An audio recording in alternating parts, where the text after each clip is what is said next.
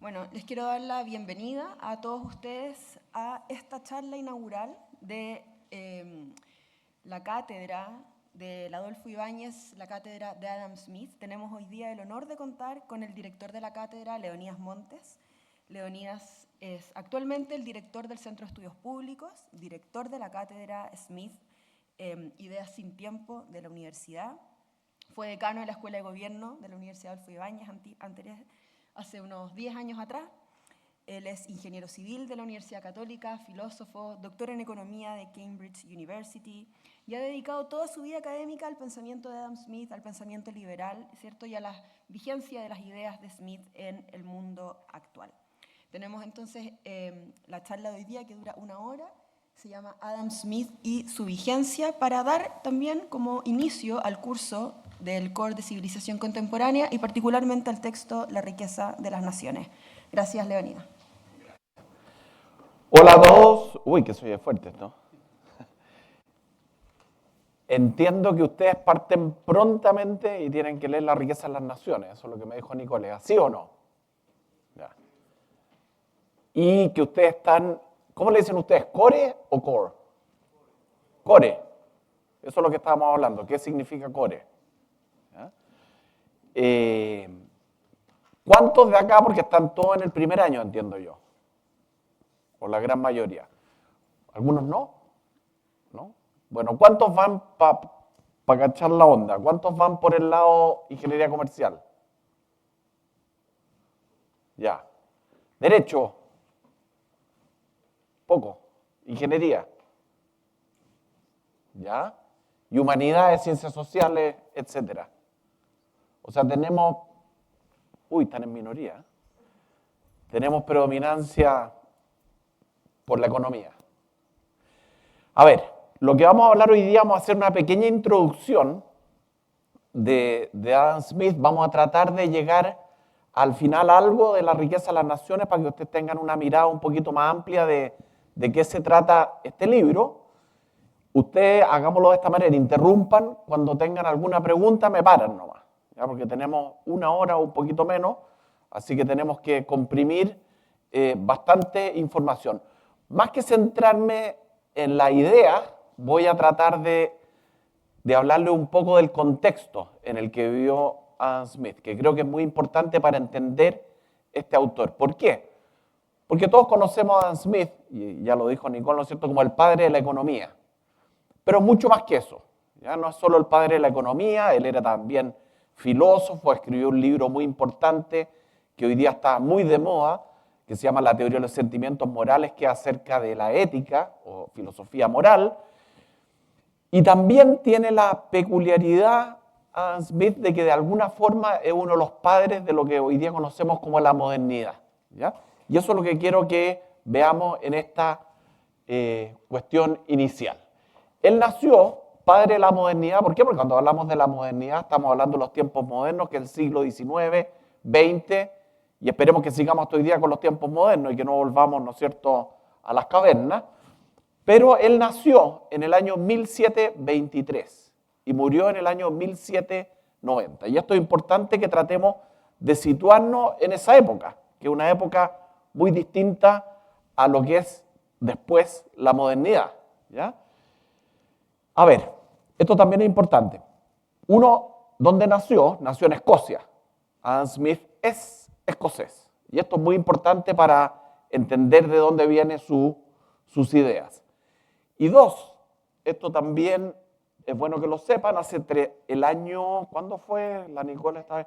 El año 23 celebramos los 300 años del natalicio de Adam Smith. Y esa fue una gran celebración a nivel mundial, en Escocia, en Estados Unidos, acá en Chile. Se reunieron todos los expertos a hablar de Adam Smith, etcétera, etcétera.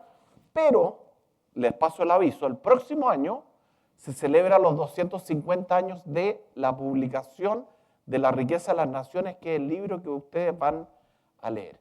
Y 250 años no solo de la publicación de La riqueza de las naciones, sino que también 250 años de la, ¿quién sabe? ¿Qué pasa en 1776? La independencia de los Estados Unidos. ¿Ya? Entonces va a ser un año muy, muy importante. Entonces, yo no sé si ustedes saben, ¿quiénes han estado en Viña, en el campus de Viña? ¿Alguien ha estado? ¿Cómo se llama el auditorio? Pero es como obvio, po. El auditorio del campus de Viña se llama Adam Smith, en honor a el padre de la economía.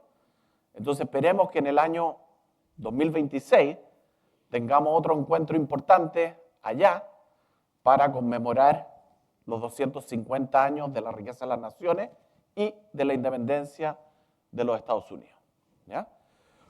Veamos un poco qué pasaba en esa época. A ver, el padre de la economía, como lo conocemos, pero vamos a ver que es mucho más que el padre de la economía, nació en Kirkcaldy. ¿Ya? Kirkcaldy era un pueblo chiquitito en Escocia, muy cerca de Glasgow, un pueblo chiquitito que tenía unos 2.000 habitantes. ¿Ya? Adam Smith nació, su padre murió antes de que naciera, fue criado por su madre, y ese es el lugar donde él vivió prácticamente. Y muere ¿dónde? En Edimburgo, que era una ciudad importante dentro de Escocia. ¿Ya? Y nace en un contexto bien particular. Fines del siglo, o sea, mediados, la segunda mitad del siglo XVIII, o sea, cuando Smith empieza ya a trabajar como intelectual o como académico, fue un periodo muy especial.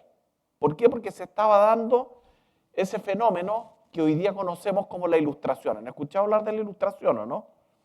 La Ilustración francesa, por ejemplo. Todo eso se originó a fines del siglo XVIII y fue una explosión de intelectuales que quisieron ver la realidad de otra manera.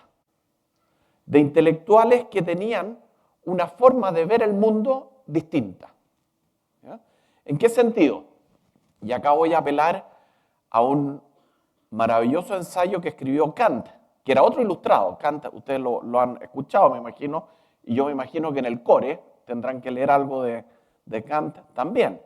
Kant es el gran filósofo alemán, el gran filósofo de la modernidad, y Kant escribió un ensayo cuyo título, fíjense que es sugerente, dice, ¿qué es la ilustración? Es el título del ensayo. Y él trata de explicar qué es lo que es la ilustración. Él era parte de la ilustración, al igual que Adam Smith. Kant había leído y admiraba mucho a Adam Smith. Uno estaba en Escocia y el otro estaba en Königsberg. Pero él parte ese ensayo con una pequeña frase de Horacio, que es un moto que dice sapere aude. Y ahí explica y parte las primeras líneas de este ensayo, que es la ilustración, definiendo a los ilustrados de esa época como aquellos que, fíjense lo que es sapere aude. Sapere aude, aquellos que se atreven a saber. Sapere aude, atrévete a saber. Entonces, según Kant, y esto es muy interesante, analizando a todos los intelectuales de lo que conocemos como la Ilustración francesa, la Ilustración en Alemania antes de que Alemania fuera Alemania, la Ilustración escocesa, inglesa, lo movía ¿qué? Un afán para atreverse a saber. ¿Esto es para qué? Para mover las fronteras del conocimiento y no para dar por sentado lo que habían aprendido. En cierto sentido, todos estos pensadores fueron radicales, por así decirlo. Fueron grandes revolucionarios en lo que era el tratamiento de las ideas, del conocimiento, ya sea en la física, ya sea en la filosofía política, ya sea en la moral, ya sea, en el caso de Adam Smith, en la economía. ¿Ya? Entonces eso es bien importante. La Ilustración, como decía Kant, es un periodo donde todos estos grandes intelectuales se atreven. ¿Se atreven a qué? A cuestionar todo lo que habían recibido y a tratar de mover las fronteras de lo que es el conocimiento. Smith escribe dos grandes obras y muy importantes. La primera, que es la teoría de los sentimientos morales, que como les dije es un libro de ética, del comportamiento, de la conducta de los seres humanos. Es acerca de nosotros, por así decirlo. Ese libro lo publicó en el año 1759 y es el libro que le trajo fama y prestigio como intelectual. De alguna manera con ese libro, para ponerlo en términos simples, él se hizo famoso. ¿Ya? Y después, en el año 1776, publica, y fíjense el título de este libro, una investigación acerca de la naturaleza y la causa de la riqueza de las naciones. Donde, ¿qué es lo que hace Adam Smith? Sienta las bases de lo que va a ser la economía moderna. Y por otro lado, es una revolución copernicana. ¿En qué sentido? En que de alguna manera demuele o desecha todo lo que se pensaba en esa época respecto a lo que era la economía. Él parte de conceptos o de premisas completamente distintas. Y lo que hace la riqueza de la nación es decir, mira, todo lo que hemos pensado de economía hasta ahora no es correcto. Esto es realmente lo que es la economía. Entonces, por eso fue tan importante. Para hacer un símil, alguien por ahí escribió que Adam Smith era el Newton de la economía política. ¿Por qué? Porque lo que él hizo es una verdadera revolución. Así como Newton, ¿no es cierto?, con sus leyes de la gravedad, descubrió cómo se movían los planetas y cómo funcionaba el universo y desplegaba lo que eran los secretos de la naturaleza. Adam Smith lo que hizo es ver cómo funcionaba la economía. Y esto es lo que sentó las bases de la economía moderna. Aunque en esa época no se habla de economía, pero bueno, esa es otra historia. Veamos un poco este contexto. Este contexto del siglo XVIII, este contexto de la Escocia, donde nació Adam Smith. A ver, no tienen por qué saberlo, pero en esa época había muchas guerras. El año 1600, a fines del siglo XVII, a comienzos de 1700, había muchas guerras, y en Gran Bretaña, en Europa, en todas partes, y eran guerras religiosas, ¿ya? Entre distintas religiones, sectas, se peleaban los protestantes entre ellos, se peleaban con los católicos no se podían ver con los protestantes, después habían otros en Holanda, etcétera, etcétera. Había muchas guerras. Y había muchas guerras también entre dos países distintos que eran Inglaterra y Escocia. ¿Ya? Escocia está al norte, Inglaterra está al sur. Y peleaban todo el tiempo por razones religiosas, porque se había muerto el rey, y ellos consideraban que el rey era escocés, pero en realidad tenía que ser inglés, y llegaba a Escocia, pasaban todas esas cosas que en esa época eran comunes. Guerras permanentes. ¿Ya? Y los escoceses eran bravos para la guerra. ¿No? Ustedes han visto películas, me imagino, han escuchado la palabra Highlander, que es lo que significa Highlander. Era un guerrero escocés que se vestían con faldas, pero eran grandes, ¿no es cierto? Y muy buenos para el combate. Y había permanentes guerras, y trataban de avanzar los ingleses y volvían, y trataban de avanzar al norte y volvían, y los escoceses con sus clanes se mantenían firmes, seguían los problemas políticos de si el rey era jacobita o era de Hanover, hasta que finalmente, en el año 1707, llegan a un acuerdo y se firma la unión entre Inglaterra y Escocia, donde de alguna manera parte del Parlamento de Escocia pasa a formar parte de este nuevo Parlamento en Inglaterra, que va a ser un nuevo país, que va a unir a Escocia y a Inglaterra. Y este nuevo país, ¿cómo se va a llamar? Gran Bretaña. Y en el año 1707 se produce este fenómeno político que tiene tremendas consecuencias económicas, culturales y sociales, que es lo que vamos a ver ahora. Inglaterra obviamente era el país de ¿dónde? O sea, en Inglaterra, ¿dónde estaban los lords, los reyes? ¿Dónde se hablaba el buen inglés? En Inglaterra, obviamente. ¿Cómo miraban los ingleses a los escoceses? ¿Cómo creen ustedes que los miraban? Estos que se vestían con falda y tocaban unos instrumentos raros que hacen ruidos guturales. Los miraban en menos. ¿Ya? Los ingleses, ¿no es cierto?, que tenían un imperio ya en esa época, miraban a los escoceses como unos salvajes que estaban por ahí al norte. ¿Ya? Pero Escocia pasa a ser parte de Gran Bretaña. Entonces Gran Bretaña es Inglaterra más Escocia. ¿Y qué es lo que había en Escocia en esa época? ¿Y por qué los ingleses miraban a estos escoceses con una suerte de desconfianza, recelo, incluso temor? Porque eran grandes guerreros, ¿no es cierto? Escocia, que está acá, parece que hay una luz. Acá está Inglaterra, ¿no es cierto? Acá está Irlanda, acá está Escocia, todo esto es Escocia. Y Escocia en esa época hablemos en el año 1750, cuando Adam Smith estudiaba o era niño, estaba dividido en dos partes. En los lowlands, que se llamaban en las tierras bajas, o en los highlands, en las tierras altas. ¿Qué es lo que había acá? Ahí habían clanes. Habían distintos señores, ¿no es cierto?, que eran dueños de estos clanes, peleaban entre ellos, se aliaban, eran los grandes guerreros. Había, para ponerlo en términos muy simples, no había civilización como la entendemos nosotros. Y como la entendieron, ¿quiénes? Los que vivían en las tierras bajas, ¿ya?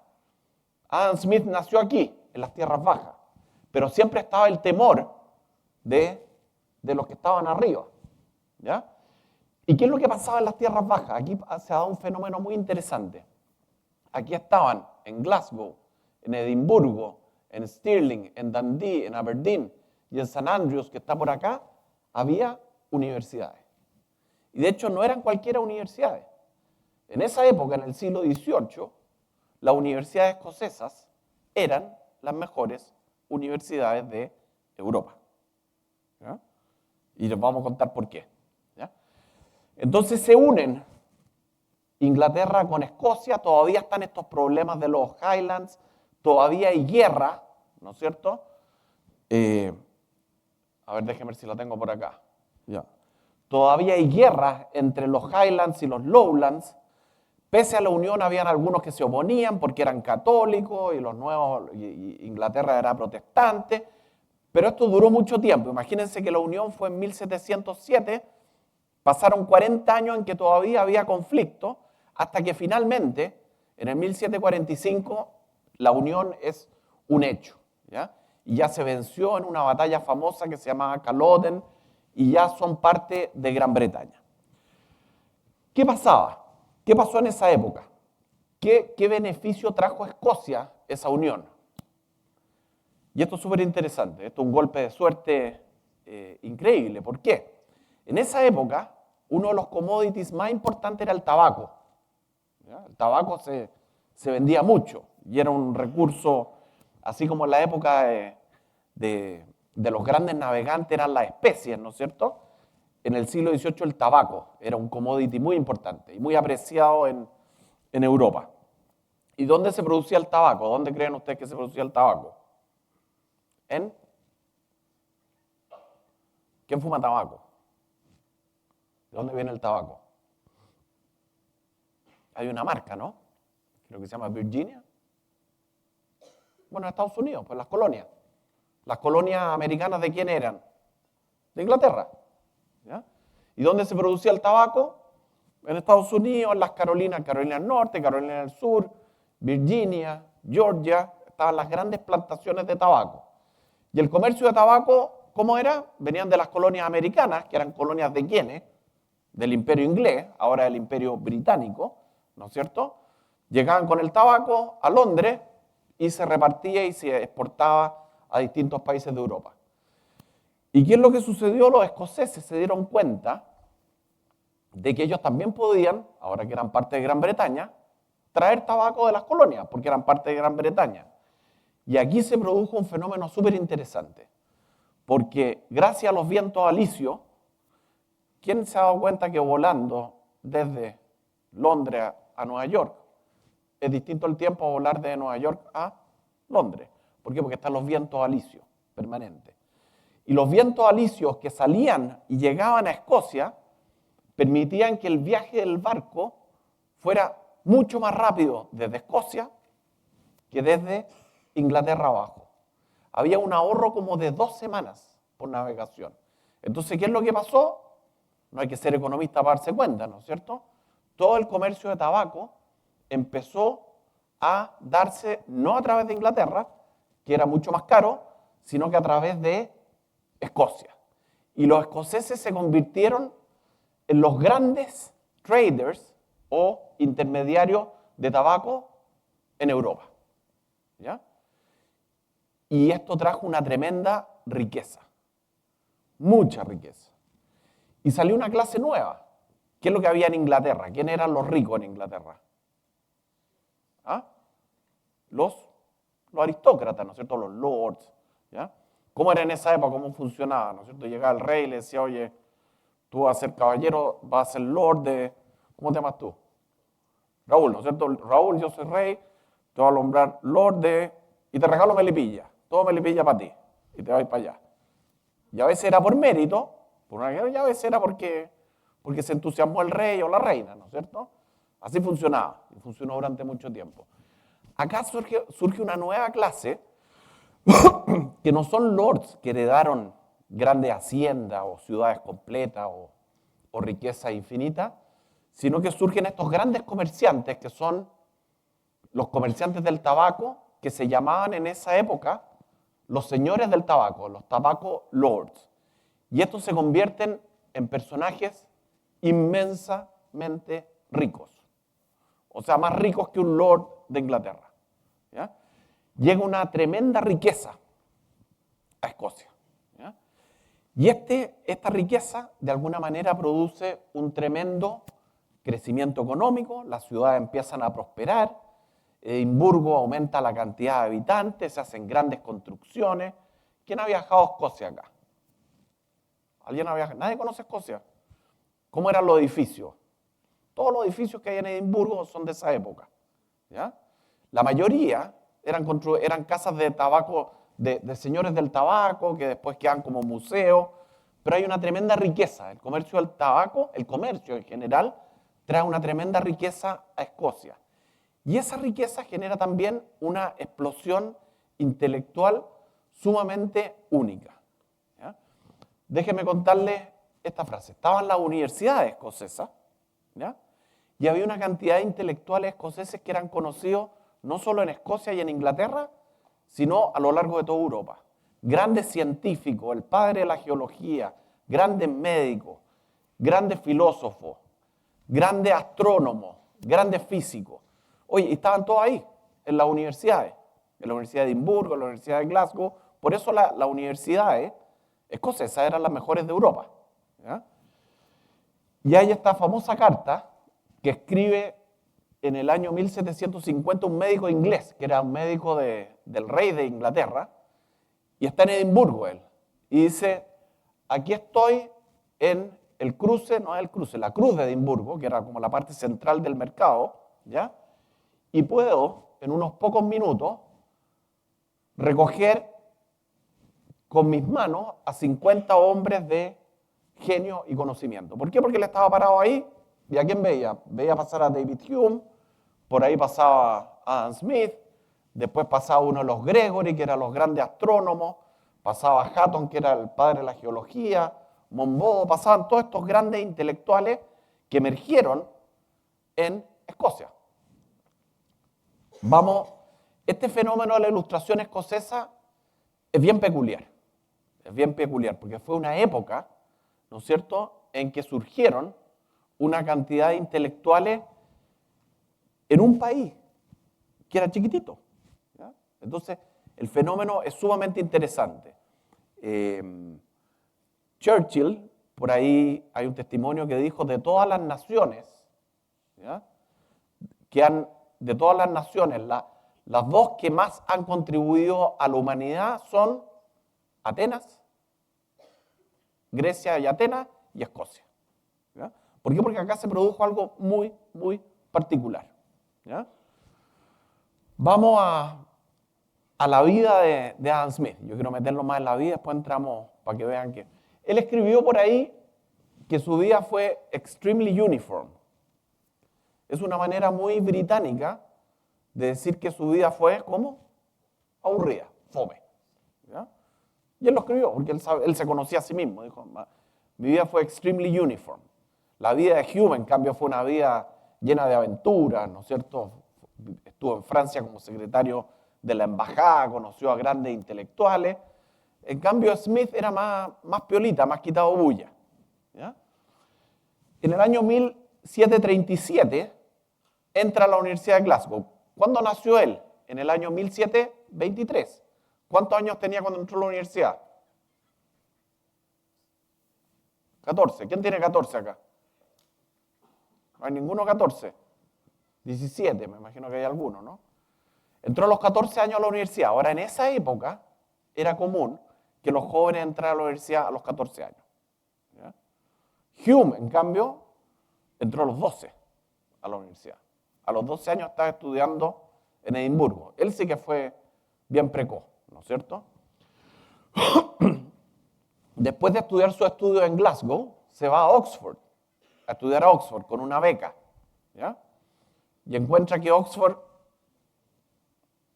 era un poco aburrido. Pero tenía una ventaja en Oxford, que tenía acceso a los libros. Entonces podía leer, tenía acceso a la biblioteca. Los libros, otra cosa que ustedes tienen que tener conciencia, es que en esa época los libros, ¿cómo eran? Escasos, era muy caro. No todas las familias tenían libros.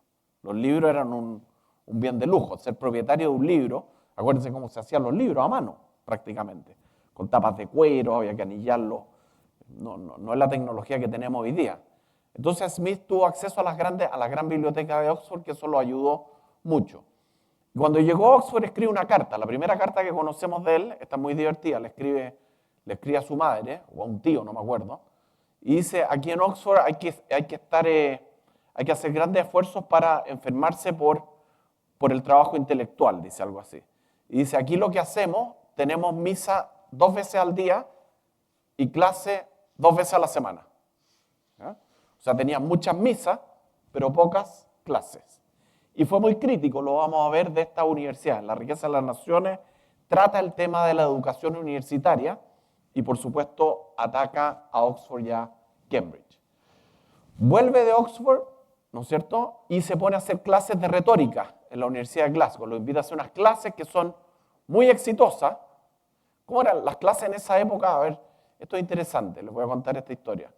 Las clases en esa época, ¿quiénes las pagaban? Los estudiantes. ¿Ah?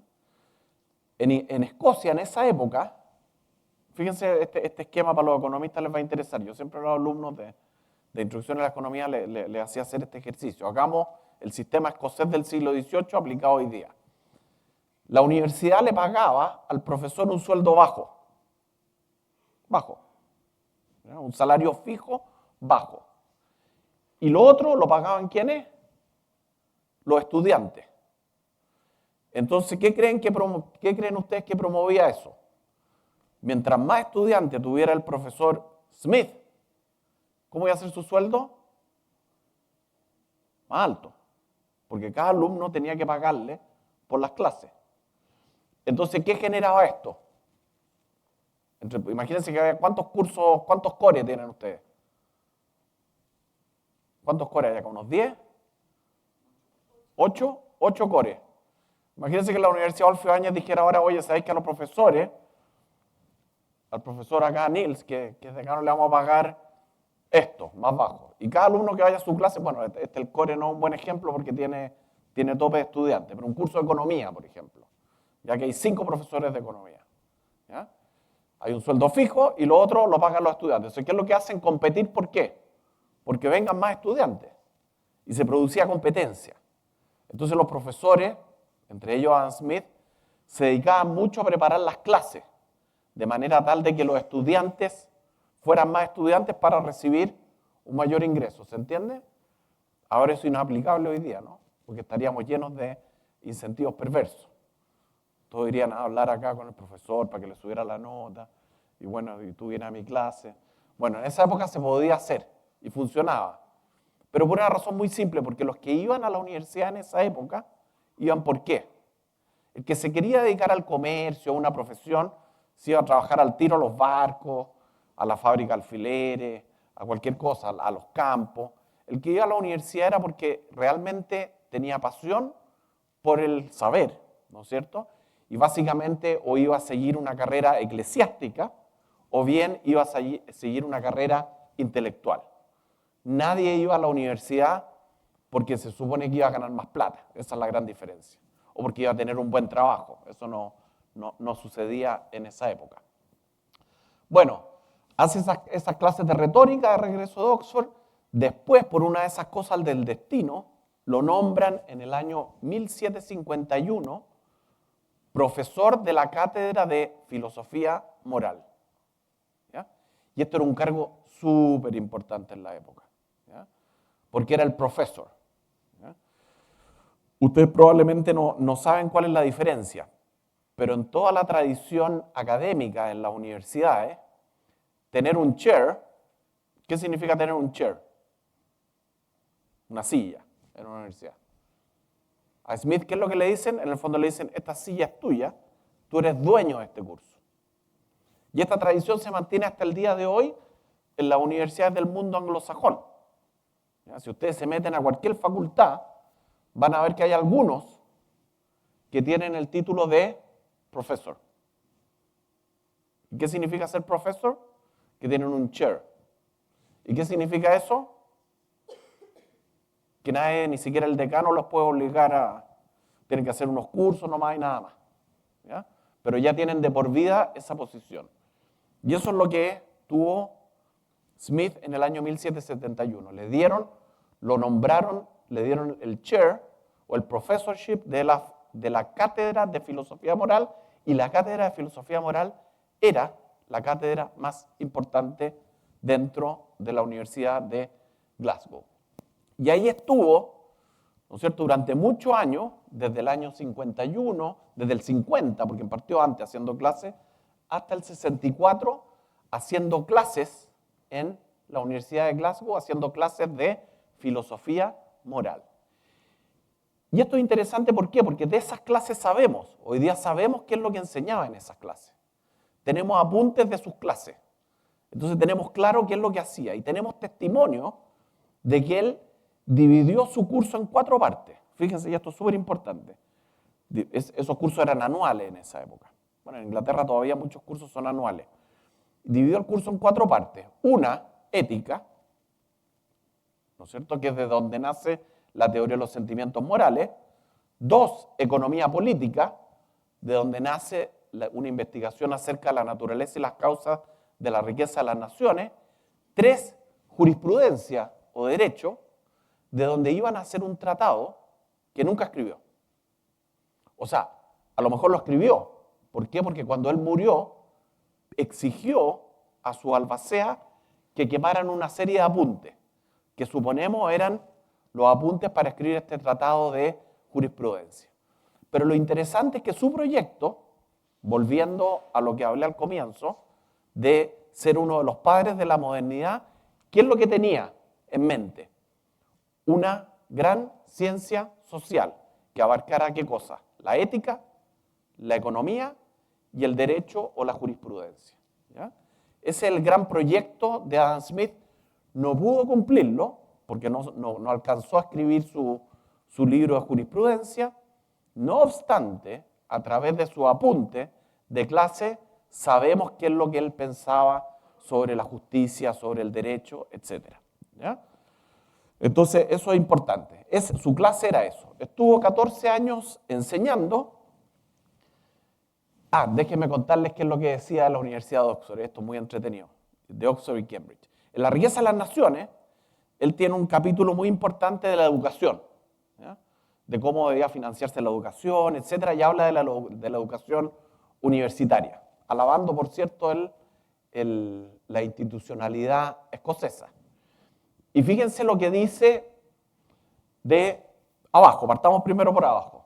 En el sistema escocés dice, el salario hace una parte muy pequeña de los honorarios del profesor, y la gran parte proviene de los honorarios o, ¿cómo se dice? Fees, o cobros, no sé cómo decirlo, o aranceles puede ser, de sus pupilos, de sus estudiantes. O sea, terminamos esta clase, ¿no es cierto? Y ustedes pasaban por acá y me dejaban unas 5 luquitas por clase.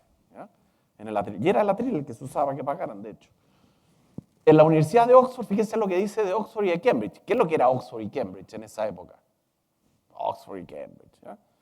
En la Universidad de Oxford, gran parte de los profesores públicos, porque eran públicos, ¿no es cierto?, por muchos años han perdido incluso la pretensión de enseñar. ¿Por qué? Porque tienen un sueldo fijo y ni siquiera les interesa enseñar. Eso es lo que dice, y eso es lo que él vivió, porque estuvo 6 años en Oxford. Después dice, la disciplina de los colleges, porque ustedes saben que Oxford y Cambridge está formado por colleges, no son una universidad, sino que son distintos colleges que son autónomos.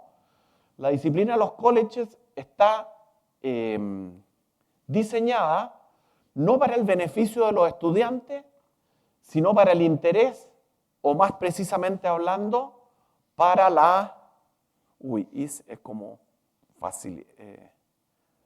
para el relajo de los masters. ¿Ya? O sea, es para ellos la cuestión. Es tan simple como eso. Lo que quiere decir Adam Smith es que los incentivos están mal puestos. ¿Ya? Y fíjense que esto no es... A ver, hay que ser bien atrevido, como decía Kant, ¿no es cierto?, para criticar a tu alma mater, porque todos estarían orgullosos, cualquier escocés o cualquier intelectual, de haber ido a Oxford y haber obtenido un doctorado, etcétera, etcétera, debería estar orgulloso. ¿Y qué es lo que hace él? Lo critica, lo despacha. ¿Ya? Cree que era mucho mejor la educación en Glasgow que la educación en Oxford. Hablemos ahora un poquito de Glasgow. ¿Quiénes estaban en Glasgow antes de entrar a la riqueza de las naciones? En Glasgow, como les decía, había grandes intelectuales. ¿Ya? Uno de ellos era un personaje que yo me imagino que ustedes todos conocen y que sienta las bases de lo que va a ser la modernidad, que es James Watt. Uy, ahora no me pasa. ¿Para allá? Uy. No, se me fue, ahí está. James Watt, que ustedes lo conocen, ¿no es cierto? El que inventó la máquina a vapor, ¿ya? El motor de fuego que le llamaban los ingleses. ¿Dónde estaba trabajando? En la Universidad de Glasgow. De hecho, Adam Smith fue el que estuvo a cargo de habilitarle el laboratorio para que este loco, que nadie sabía qué es lo que hacía, este genio loco hiciera sus experimentos. ¿Ya? Y estaban ahí, caminaban por los pasillos, aparecía Adam Smith, aparecía James Watt. Esto para mostrarle un poco la cantidad de personajes que había en esa época en la Escocia, en Glasgow y en Edimburgo, de esa época. ¿Ya? Año 1775 recién, fíjese, esto es importante, recién Watt se estaba poniendo de acuerdo con Boulton para inventar, ¿no es cierto?, este motor a vapor que va a revolucionar y va a dar paso a lo que es la revolución industrial, las grandes fábricas, ¿no es cierto? En esa época no había motores a vapor todavía. Era una época esencialmente, ¿qué? Artesanal, agrícola, agraria, se trabajaba la tierra, se fundían, se hacían algunos herramientas, habían herreros por ahí que hacían espadas, que hacían herramientas, habían fábricas de alfileres, pero no había mucho más que eso. No existía ni siquiera, fíjense, esto es importante para que se pongan en el contexto. En el año que Adam Smith estaba escribiendo, no había ningún motor, no había nada de eso, era una sociedad todavía muy precaria, no se entendía qué es lo que era la modernidad. ¿Ya?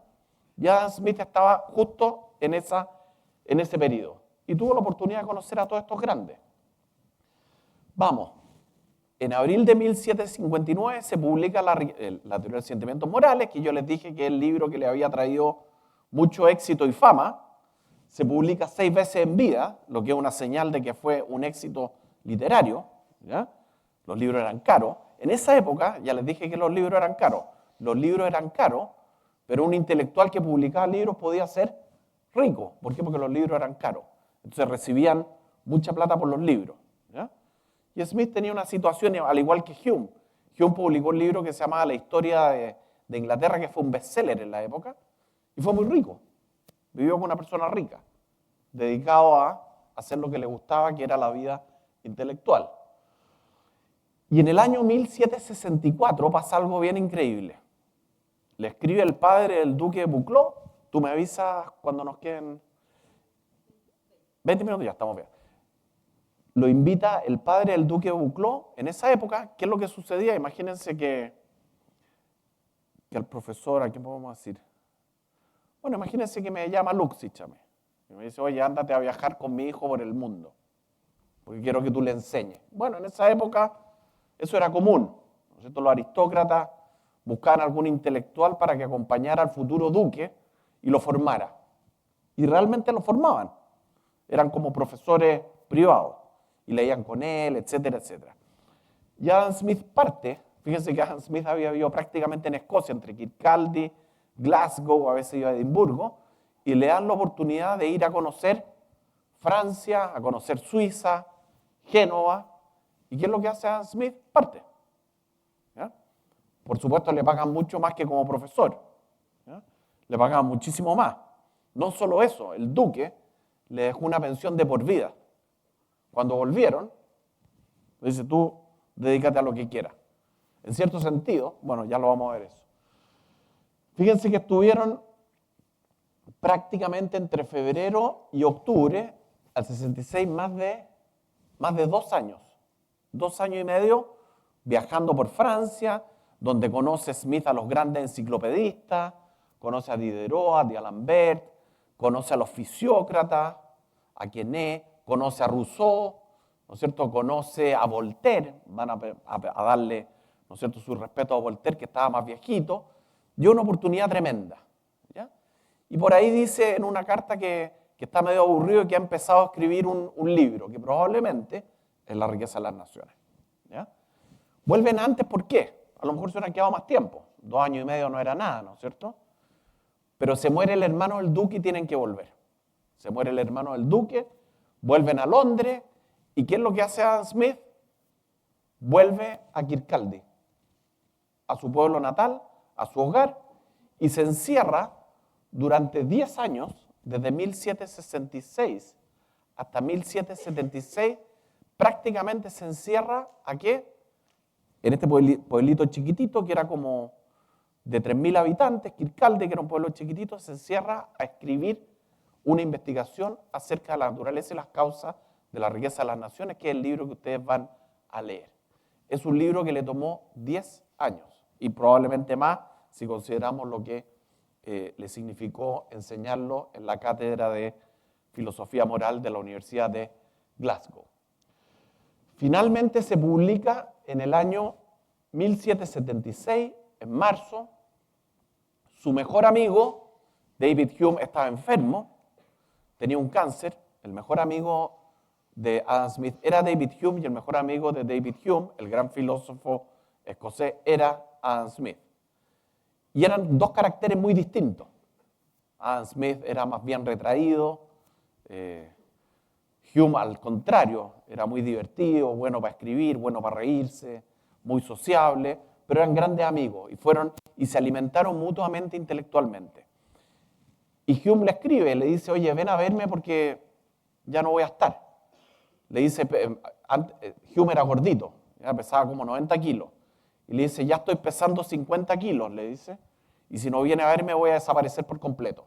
¿Ya? Porque estaba con este cáncer que lo estaba matando. ¿Ya? ¿Qué es lo que hace Adam Smith? Publica La riqueza de las naciones, Hume lee La riqueza de las naciones, se juntan a conversar de la riqueza de las naciones y muere Hume. ¿Ya? Y cuando Hume muere, Smith publica un panfletito chiquitito de lo que había sido la vida de David Hume, que es un texto maravilloso, ¿ya? Donde describe lo que fueron los últimos días de Hume. Y esto le trajo tremendos problemas a Adam Smith. ¿Por qué? Porque la sociedad seguía siendo muy religiosa. Y Hume, ¿qué es lo que era? No era un creyente, era un agnóstico. Y lo que no soportaban los poderes eclesiásticos, no soportaban a Hume. Hume nunca pudo encontrar un trabajo. ¿Por qué? Porque era un agnóstico. Y eso estaba prohibido. Nunca le dieron una cátedra ni una posición universitaria. No obstante, era el intelectual más reputado de Escocia en vida, ¿no es cierto? ¿Qué es lo que sucede? Escribe este panfletito Adam Smith contando lo que habían sido los últimos momentos de Hume, y esto le trajo tremendos problemas. ¿Por qué? Porque lo que estaba haciendo es defender a un infiel, a un no creyente, y estaba mostrando que alguien que no fuera religioso podía morir como feliz. Y esto irritó tremendamente al establishment. ¿Ya? Y escribe en una carta lo siguiente, le escribe un amigo, le dice, un muy inofensivo pedazo de papel me ha traído 10 veces más abuso que el muy violento ataque que he hecho sobre todo el sistema comercial de Gran Bretaña. ¿Ya? ¿Esto por qué se los muestro? Porque es importante, porque él ya sabía, cuando escribió La riqueza de las naciones, sabía que lo que estaba haciendo, fíjense lo que dice, es un muy violento ataque a todo el sistema comercial. Él tenía clarísimo que lo que estaba haciendo era romper con todo lo que pensaban los economistas políticos, los políticos, la gente acerca de la economía. Me voy a saltar la teoría de los sentimientos morales, que es muy entretenida, pero tratemos de enfocarnos para... esto es interesante. Porque, a ver, se lo voy a contar rapidito porque les va a interesar esto por si van a Londres. La teoría del sentimiento morales desapareció del mapa. Desapareció por dos razones muy simples. Porque hubo dos grandes corrientes de la filosofía moral que opacaron todo lo demás. Hoy día está de vuelta de moda la teoría de los sentimientos morales por el concepto de empatía que ustedes habrán escuchado. Y hubo dos grandes, Kant por un lado y Bentham por otro, que marcaron todo lo que fue el debate de la ética durante el siglo XIX y gran parte del siglo XX. Y Bentham, de alguna manera, el padre de la economía. Bentham, el padre del utilitarismo, él decía, ¿no es cierto?, que cada individuo, cada persona maximiza su utilidad, que es el concepto básico que ocupamos para desarrollar nosotros lo que es la economía neoclásica.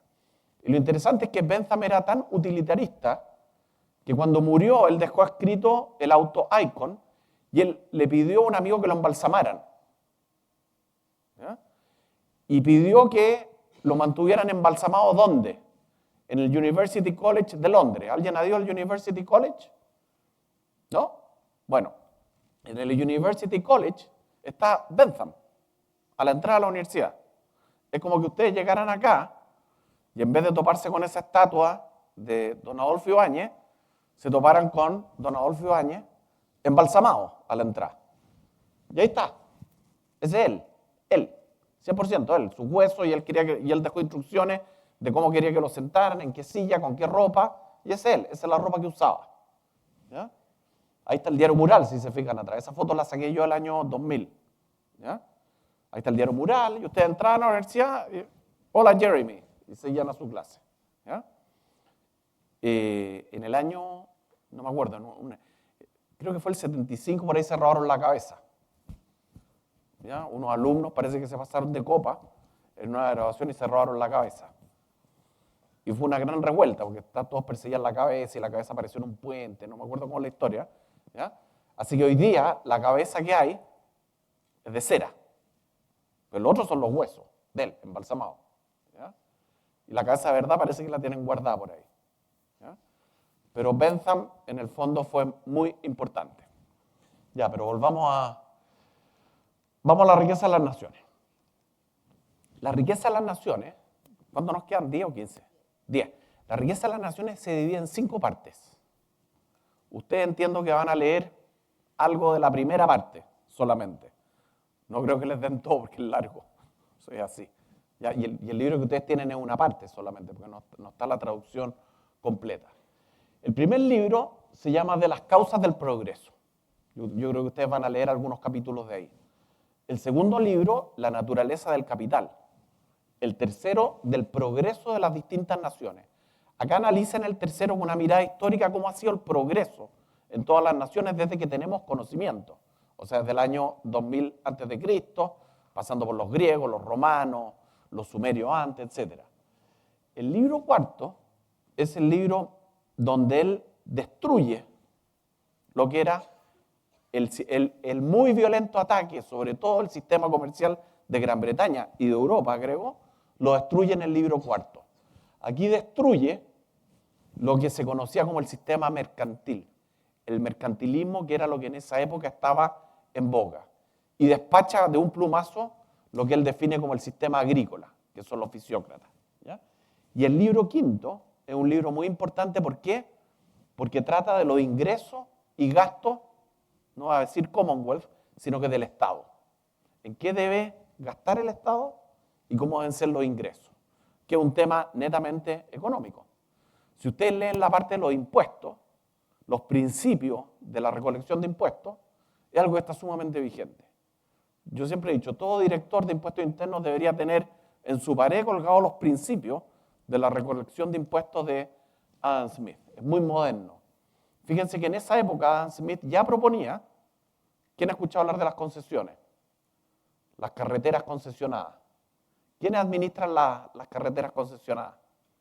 Son privados, son obras públicas administradas por privados. Y ya en el año 1776, Adam Smith decía, bueno, porque hay ciertas funciones que son importantes, el Estado tiene que invertir en facilitar el comercio, pero a lo mejor, dice él, sería mejor que esta responsabilidad cayera en manos de un privado y a través de peajes, ¿no es cierto?, mantuviera esto de mejor forma. Es más, dice, Correos, que es una institución tan prestigiosa, podría ser perfectamente administrada por privados y darle ingresos al Estado. Entonces, en ese sentido, fue muy pionero. Vamos a esto. Vamos a cuál fue la revolución copernicana. En esa época se pensaba que la riqueza de una nación era igual que la riqueza de una persona. Elon Musk es rico, ¿por qué? ¿Cuánto tiene? ¿Cuál es su riqueza? A la chunte, ¿cuánto? ¿Cuánto tiene Elon Musk? ¿Cuánto tiene Bill Gates? Pero es rico, ¿por qué? ¿Qué es lo que tiene? ¿Tiene? Dinero. ¿No es cierto? Elon Musk, no tengo idea, tiene 1.500.000 millones. Bill Gates tiene ¿cuánto? 300.000 millones. Una persona es rica, ¿por qué? Por la cantidad de dinero que tiene, ¿sí o no? Ya cuando ustedes ven el ranking de Forbes, ¿cuáles son los más ricos? ¿Miden por acción? No. Miden el valor de la acción, el valor, pero es dinero. El dinero es lo que determina la riqueza de una persona. Recordemos cómo se llama el libro, una investigación acerca de la naturaleza y las causas de la riqueza de las naciones. ¿Qué se pensaba en esa época? ¿Por qué un país era rico? ¿Qué pensaban en esa época los mercantilistas? Un país es rico si tiene, al igual que una persona, dinero. Eso es lo que pensaba todo el mundo.